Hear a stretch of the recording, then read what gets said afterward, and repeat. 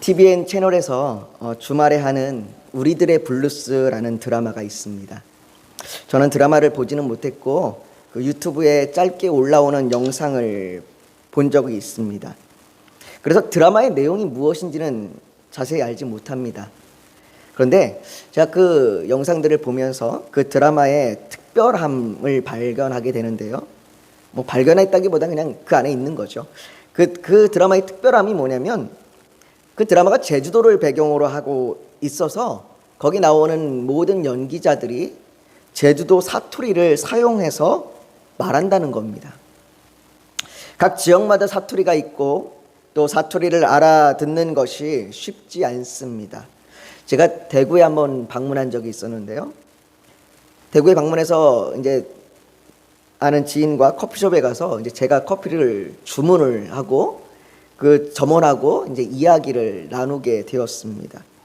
근데 직원이 저에게 뭐라고 이야기를 하는데 순간 제가 무슨 말인지 전혀 알아듣지를 못하겠는 거예요. 전 그때 사투리가 정말 알아듣기 쉽지 않구나라는 걸 처음 경험했습니다. 분명히 한국말로 얘기하고 있는데 저는 전혀 못 알아듣고 마치 외국에 온 것 같은 그런 느낌이었습니다. 사투리를 알아듣는 것이 참 어렵지만 대부분의 사투리들이 어렵겠지만 그 중에서도 특히 제주도 사투리는 정말 어렵습니다. 이 우리들의 블루스라고 하는 드라마도 제주도 사투리를 사용하다 보니까 한국 드라마임에도 불구하고 자막이 나오는 드라마입니다. 그래서 자막으로 그 뜻이 무엇인지를 풀어서 시청자들이 알 수 있게 번역을 해주고 있죠. 1882년 3월 평안도 사투리로 번역된 책 한 권이 청나라 심양에 있는 문광서원에서 발행이 돼서 조선으로 들어왔습니다. 스코틀랜드 연합장로교회 존 로스 선교사가 번역한 최초의 한글 성경 누가복음입니다. 신약성경 전체가 번역되지는 못했었고 누가복음의 그 쪽 성경이 번역이 돼서 우리나라에 들어왔죠. 그때의 성경을 읽어보면 아마 우리가 읽으면 잘 무슨 내용인지 이해하기가 어려울 수 있을 겁니다. 왜냐하면 평안도 사투리로 되어 있기 때문에. 그래서 실질적으로 우리가 모르는 단어들이 기록되어 있더라고요. 이때부터 시작해서 성경은 번역되기 시작했고 사투리에서 서울말로 그리고 국한문 혼용에서 한글로 또 여러 번의 개정을 통해 지금 우리가 읽는 성경을 볼 수 있게 되었습니다. 우리가 우리말로 된 성경을 읽을 수 있는 건 매우 큰 은혜입니다. 많은 사람들이 어려움 중에도 헌신을 통해 우리말로 된 성경을 볼 수 있도록 그렇게 여러 번의 헌신들을 거치셨습니다. 지금도 전 세계의 많은 나라들은 자국어로 된 우리 자신들의 글과 언어로 된 성경이 없어서 영어와 프랑스어로 된 성경을 읽고 있습니다. 우리는 때때로 우리 글로 된 성경을 보아도 그 말씀이 이해가 되지 않아서 어려움을 느끼는 때가 있는데 다른 언어로 기록된 성경을 보면서는 얼마나 더 답답하겠습니까? 그러니 우리가 지금 우리말로 된 성경을 읽고 있는 것, 보고 있는 것 참 큰 은혜입니다. 그렇기에 조선의 복음이 들어온 초기의 선교사들은 우리 민족이 우리말과 우리 글로 하나님의 복음을 들을 수 있도록 매우 수고하고 또 애를 썼습니다. 그들은 복음을 전하기 위해 조선어를 배웠습니다. 지금도 선교지에 나가는 선교사님들은 초기에 언어를 배우기 위해 애를 씁니다. 우리가 지난주에 오셨던 베트남 이성구 선교사님도 선교 사역 초기에 나가서 한 1년 정도는 계속 언어를 공부하시고 또 시험을 봐야 하는 그런 상황이었기 때문에 시험을 보았습니다. 선교사님들의 언어를 배우는 이유는 단지 생존의 이유가 아닙니다. 그들의 언어로 그들이 들을 수 있는 말로 복음을 전하기 위해서입니다. 어떻게 하면 복음을 그들이 좀 더 쉽게 이해할 수 있고 어떻게 하면 복음을 그들이 쉽게 받아들일 수 있을까 하는 그들의 언어로 복음을 전하기 위해 그들은 언어를 배웁니다. 요즘 한국교회의 젊은 목사님들은 젊은 세대들에게 복음을 전하기 위해서 젊은이들이 사용하는 용어를 또 공부하고 배운다고 합니다. 요즘 젊은 세대들의 사용하는 언어가 참 어렵습니다. 저도 알 수 없는 언어들이 또 많고, 또 그 젊은 세대들은 성인들이 사용하는 그런 언어들이 어려움을 느끼기도 합니다. 참 똑같은 말을 사용하고 있는데도 그 똑같은 말에 누군가는 쉽게 받아들이고 누군가는 어렵게 받아들이기도 합니다. 저는 제가 설교를 준비하면서도 내가 전하는 말이 성도들에게 어렵게 전달되지는 않을까 염려될 때가 있습니다. 될 수 있으면 쉽게 말씀을 전하려고 애를 쓰지만 그것이 잘 안 돼서 성도님들께 미안한 마음이 들 때도 있습니다. 혹시 제 설교가 어렵지는 않을까? 혹시 제 설교가 좀 너무 알아듣는데 힘들지는 않을까? 그런 마음이 들 때면 미안한 마음이 들 때가 있습니다. 그런데 성경을 우리말로 번역하는 것보다, 제가 말씀을 쉽게 전달하는 것보다 더 중요한 것이 있습니다. 바로 성령님이 말씀을 깨닫게 해주셔야 한다는 겁니다. 아무리 쉬운 말로 전달을 해도, 아무리 알아듣기 쉬운 말로 전해도 성령님이 깨닫게 하지 않으시면 우리는 그 말씀을 깨달을 수 없고 외칠 수 없습니다. 예수님께서 엠마오로 가던 제자들에게 말씀하시고 이에 그들의 마음을 열어 성경을 깨닫게 하신 것과 같이 성령님께서 우리의 마음을 열어 하나님의 놀라운 일을 깨닫게 해주셔야 합니다. 예수님께서 약속하신 성령님을 제자들은 기다렸습니다. 예루살렘을 떠나지 않고 그들은 기다렸습니다. 아마도 그들은 종종 함께 모여서 그렇게 기다렸을 겁니다. 1장 14절에 여자들과 예수의 어머니 마리아와 예수의 아우들과 더불어 마음을 같이하여 오로지 기도에 힘쓰더라 라고 말씀하였고, 또 그들이 마띠아를 세웠을 때에도 120명이 모였습니다. 그들이 얼마나 자주 모였는지, 얼마나 자주 함께 기도했는지는 알 수 없지만 그들은 종종 모였고 기도했습니다. 오늘 본문 1절에서도 오순절 날이 이미 이름에 그들이 다 같이 한 곳에 모였더니 라고 말합니다. 예수님께서 6월절에 십자가에서 죽으시고 부활하신 후에 제자들과 40일을 머무신 이후 승천하셨으니까 그로부터 10일 정도 지난 기간입니다. 누가가 오순절을 말하고 있는 것은, 오순절이라고 특별히 강조해서 말하고 있는 건 이날이 예수님께서 승천하시고 제자들이 얼마의 기간 동안 기다렸는가 이 날짜를 헤아리기 위한 의도보다는 5절의 말씀, 그때에 경건한 유대인들이 천하 각국으로부터 와서 예루살렘에 머물러 있더니 라는 말씀과 연관되는 것으로 볼 수 있습니다. 그날은 절기였습니다. 오순절은 절기입니다. 사람들은 절기를 지키기 위해 예루살렘에 와서 머물러 있었습니다. 5절에서 경건한 유대인들이 모여있는 이유가 오순절이었기 때문입니다. 이제 이들이 듣게 될 놀라운 이야기가 예루살렘과 유대와 사마리아와 땅끝까지 확장되어 가는 성령님의 역사, 교회의 역사가 시작되기 위한 배경이 만들어지는 겁니다. 오순절 날에 많은 사람들이 모였다라고 하는 그 배경이 그들로부터 이제 복음이 확산되는 그 시작이 만들어지는 겁니다. 그래서 오순절 날이 누가는 강조해서 이야기하고 있는 겁니다. 그들이 오순절에 한 곳에 모였을 때에 어떤 일이 일어났습니까?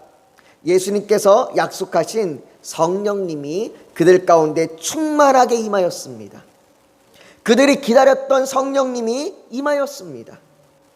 많은 분이 오늘 본문을 읽으면서 2절에서부터 3절의 말씀, 2절과 3절의 말씀을 주목해서 봅니다. 2절과 3절에 이들에게 성령님이 임할 때에 놀라운 현상에 대하여 말합니다. 급하고 강한 바람 같은 소리, 불의 혀처럼 갈라지는 것이 각 사람 위에 하나씩 나타난 현상 말이죠. 그들은 이런 현상을 소리로 듣고 눈으로 보았습니다. 마치 모세가 가시떨기 나무에 불꽃이 임하였으나 타지 않는 것을 보는 것과 같이 그들은 보았습니다. 시내산을 빽빽하게 덮은 구름을 보는 것과 같이 하나님의 영광이 가득한 것을 그들은 보았습니다. 그들은 지금 자신들에게 성령님께서 임하시고 놀라운 초자연적인 현상을 경험을 하고 있는 겁니다. 이 현상을 경험하는 것이 이들에게는 매우 중요했습니다. 왜냐하면 이들은 성령님께서 임하신다는 것을 분명히 알아야 했기 때문입니다. 아, 지금 성령님이 임하셨구나. 아, 이것이 하나님이 약속하셨던, 예수님이 약속하셨던 성령님이 임한 거구나. 이들은 분명히 알아야 했습니다. 왜냐하면 전에는 그런 일이 없었기 때문이에요. 성령님이 임하는 일이 한 번도 없었기 때문이에요. 예수님이 이 땅에 계셨을 때 성령님이 임하는 일을 이들은 경험해 본 적이 없습니다. 이들은 처음 경험하는 거예요. 예수님께서 떠나가시고 이제 처음 성령님께서 임하시는 것입니다. 그러니 그들에게 이것이 사람들이 할 수 있는, 사람들이 가능한, 사람들이 만들어낼 수 있는 것이 아니라는 것, 이것은 오로지 초자연적인 성령님이 임하는 역사라는 것을 그들은 분명히 알아야 했습니다. 그렇기 때문에 이들이 분명히 알 수 있도록 소리로 듣고 눈으로 볼 수 있도록 성령님이 지금 임한 겁니다. 그러나 여러분, 이 현상은 반복되는 것이 아닙니다. 사도행전에 계속해서 성령님이 임하시는 사건이 일어납니다. 사도행전 8장에 사마리아에 성령이 임한 사건을 기록하면서 이에 두 사도가 그들에게 안수함에 성령을 받는지라 라고만 기록합니다. 그때는 이런 특별한 현상에 대해서 기록하지 않습니다. 아니, 어쩌면 이런 특별한 현상이 일어나지 않았을지도 모르겠습니다. 그때의 오순절과 같은 현상이 나타나지 않았을 겁니다. 그런데 사람들은 자꾸 이 현상에 관심을 가집니다. 사람들은 성령님이 임하시는 규칙을 찾으려고 합니다. 아, 이게 성령님이 임한 거구나. 뭔가 법칙을 발견하려고 합니다. 그래서 뒤로 넘어지기도 하고 경련을 일으키기도 하는 일들, 그런 경험을 하려고 합니다.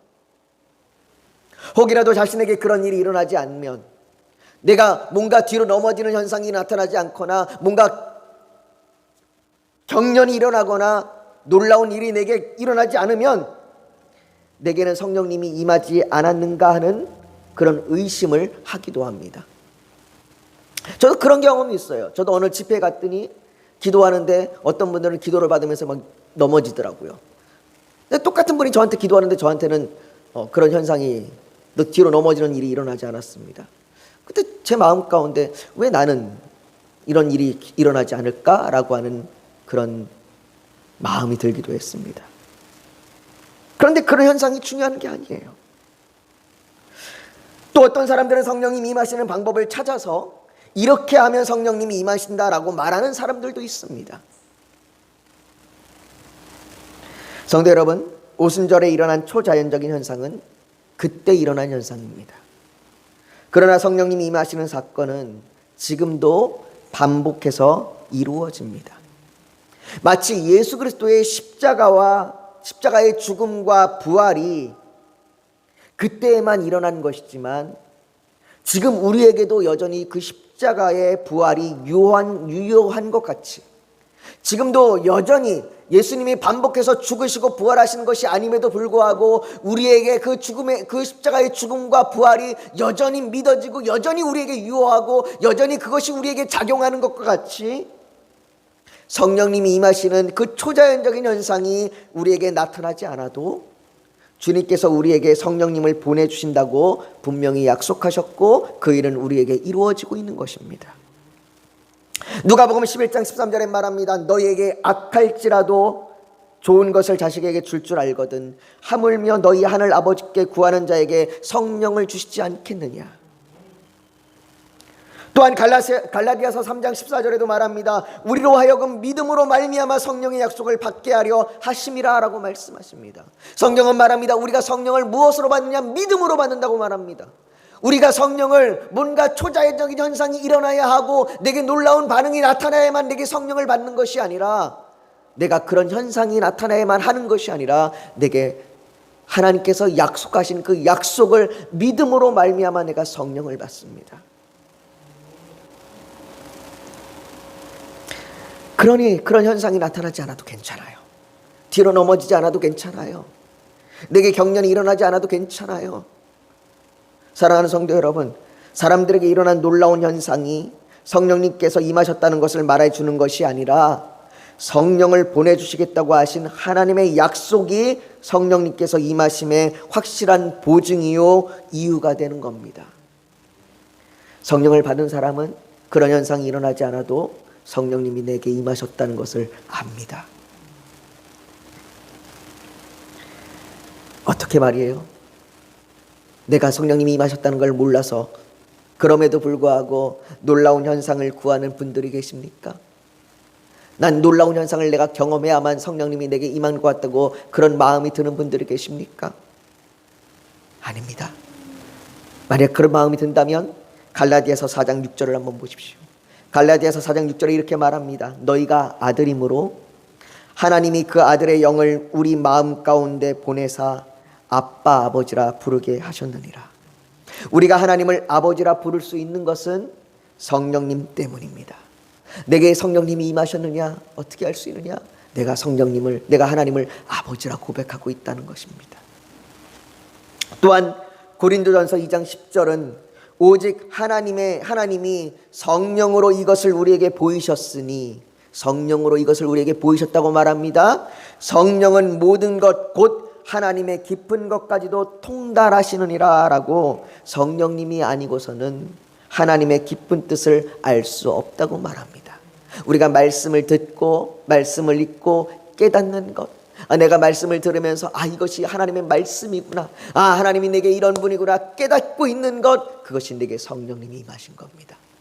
내게 놀라운 현상과 놀라운 경험이 아니어도 성령님이 내게 임하셨다는 것은 하나님의 약속과 믿음으로 확증되는 겁니다. 오늘 본문에서도 보십시오. 그들에게 소리를 듣고 불같이 임하는 것을 보는 것만 나타난 것이 아닙니다.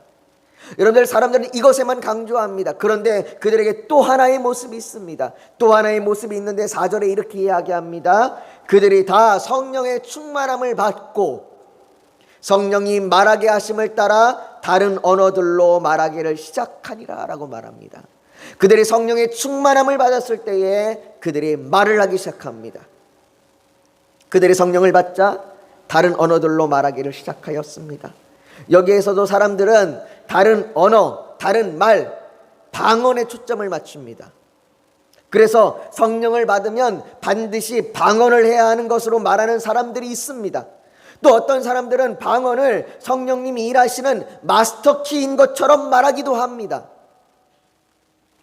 우선 사도행전 2장에 등장하는 방언과 고린도전서 14장에서 말하는 방언은 차이가 있습니다. 사도행전 2장에 등장하는 방언은 사투리나 외국어와 같은 다른 언어입니다. 그러나 고린도전서 14장에서 말하는 방언은 통역이 필요한, 그래서 교회의 덕을 세우고자 하신 하나님께서 주신 또 다른 방편입니다. 중요한 것은 내가 방언을 하느냐 안 하느냐가 아닙니다. 그것을 통해서 내가 무엇을 말하느냐가 중요합니다.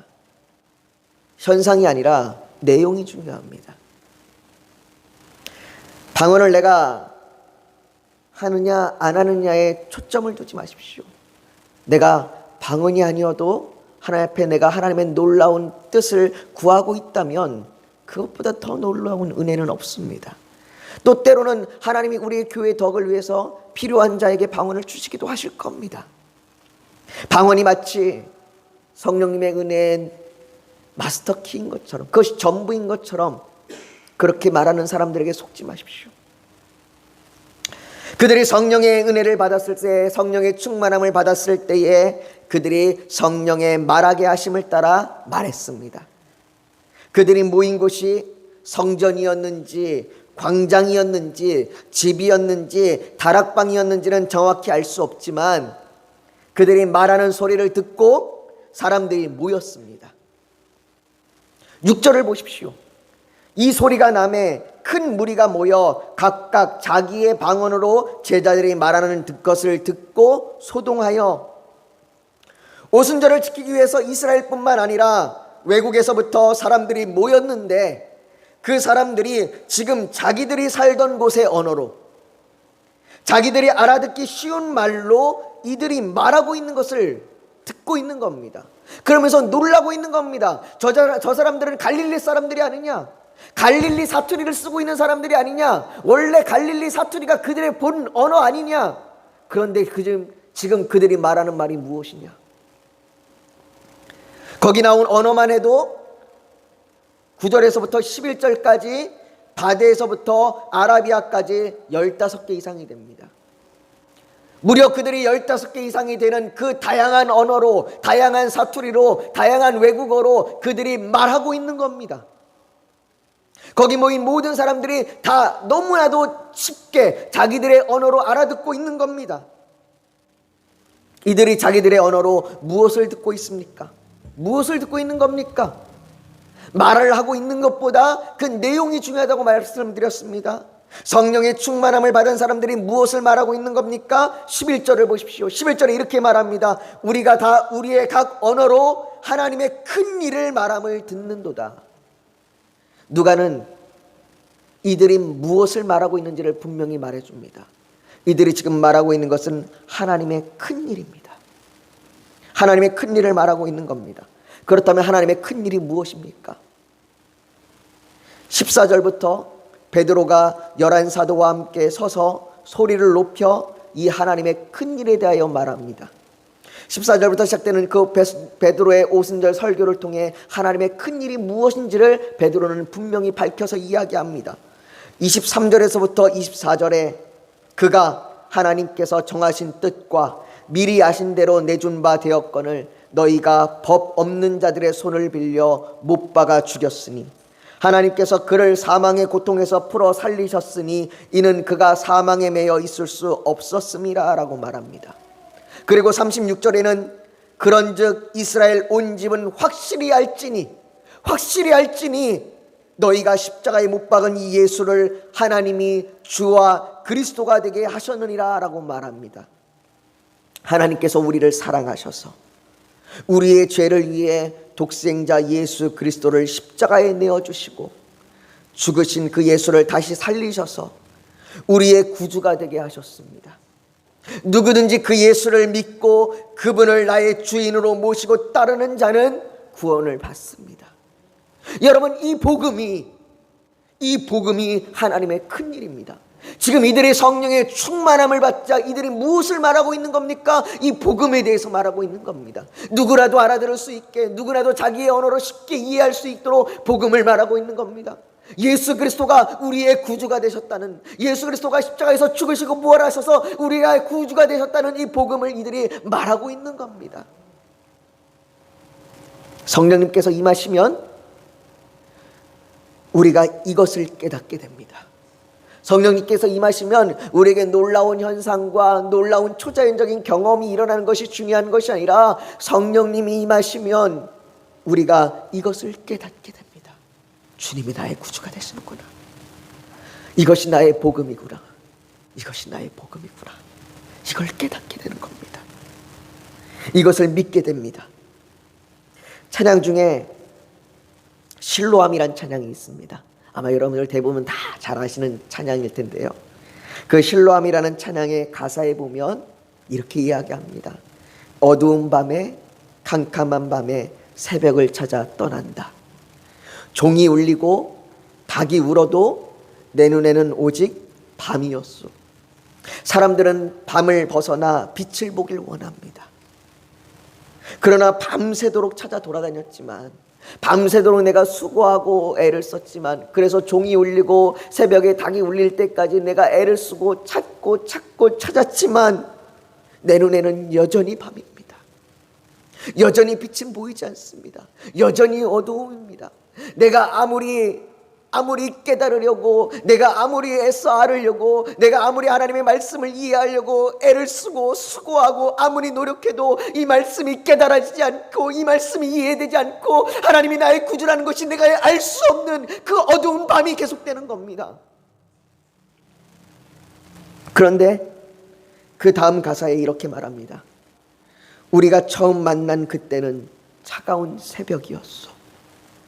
당신 눈 속에 여명이 있음을 나는 느낄 수가 있었어.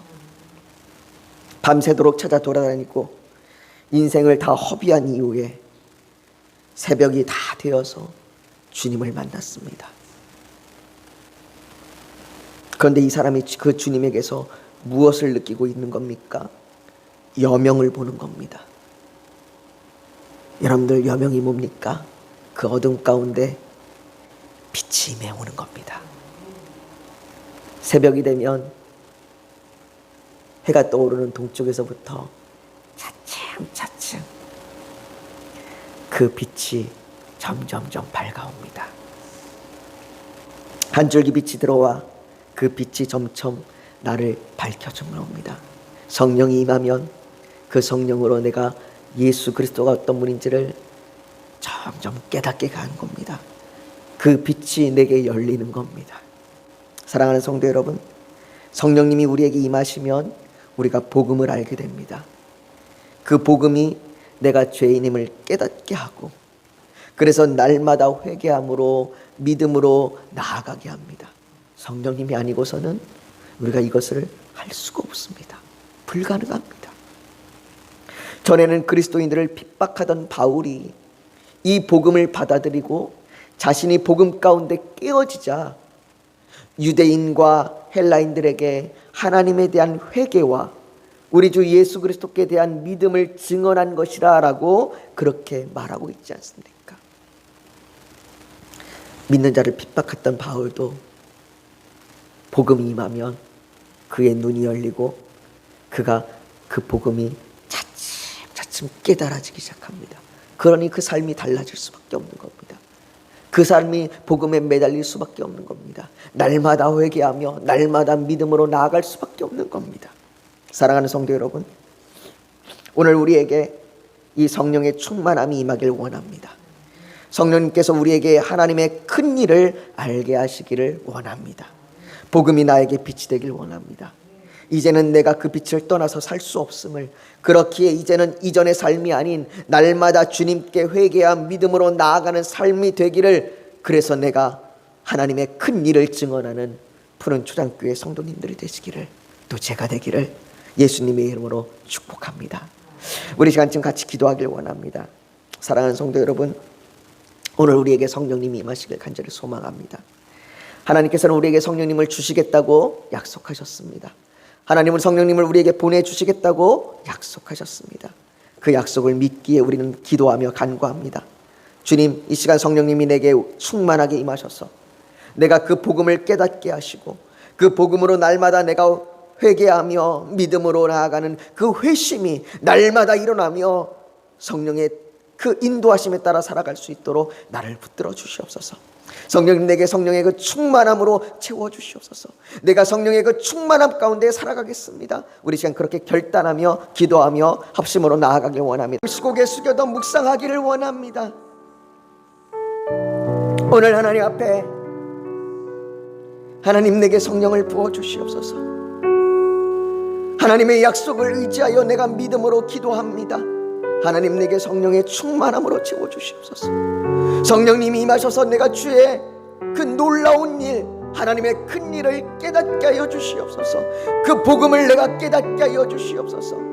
내 수고와 내 애씀으로 하나님의 그 복음을 알아가는 것이 아니라, 아니, 알 수 없습니다. 그러니 성령님, 내게 말씀하여 주셔서 그 빛이 임하여 그 빛으로 인하여 내가 하나님을 알게 하여 주시옵소서. 또한 아버지 하나님, 그 빛이 내게 임하였을 때에 그 빛으로 내가 그 날마다 놀라운 회심 가운데, 회개와 믿음 가운데 나아가기를 소망합니다. 나를 인도하여 주시옵소서. 그렇게 하나님 앞에 올리는 헌신의 결단이 있다면 가슴에 손을 얹어 하나님 앞에 표현하길 원합니다. 또 오늘 예배를 드리러 나오면서 기도의 제목, 소원이 있어서 주님께 맡기기를 원하신다면 손을 포개에 얹기를 원합니다.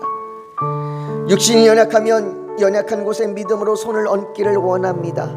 오늘 하나님께서 성령으로 우리 사이를 운행하시며 우리를 만지시고 치료하여 주실 줄 믿습니다. 거룩하신 아버지 하나님, 우리에게 성령을 충만하게 부어 주시옵소서. 하나님, 우리가 성령의 충만함 가운데 살아가게 하여 주시옵소서. 아버지 하나님, 그 성령의 충만함으로 우리가 하나님의 그 복음을 알게 하여 주시옵소서. 하나님, 그 복음 안에 우리가 머물러 있어서, 우리가 그 빛 가운데 머물러 있어서 우리가 날마다 놀라운 그 회심과 그 결단과 그 삶의 변화로 나아가게 하여 주시옵소서. 아버지 하나님, 우리가 그 복음 때문에, 우리가 그 복음에 붙들려 있기 때문에 우리가 하나님의 큰 일을 말하는 자가 되게 하여 주시옵소서. 아버지 하나님, 이 시간 결단하며 가슴에 손을 얹었습니다. 아버지, 또한 이 시간 주님 앞에 나오면서 기도의 제목, 소원이 있어서 주님께 간절히 맡기기를 원하여 손을 포기 얹었습니다. 하나님, 육신이 연약해서 마음이 아파서 아픈 부위에 손을 얹었습니다. 성령님, 치료하여 주시고 만져 주시옵소서.